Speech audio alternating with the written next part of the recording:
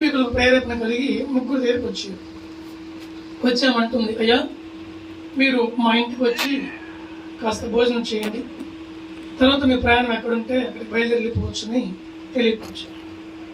ఆ ముగ్గురు ఒక వ్యక్తి అన్నాడు, అమ్మా మీ ముగ్గురము మీ ఇంటికి రావటానికి వీలు పడదు, పిలిచావు మంచి మనసు కాదని అన్నాను, మీ ముగ్గురు మీ ఇంటికి రావాలంటే వీలు పడదు, ఒక వ్యక్తినే కోరుకోమన్నారు.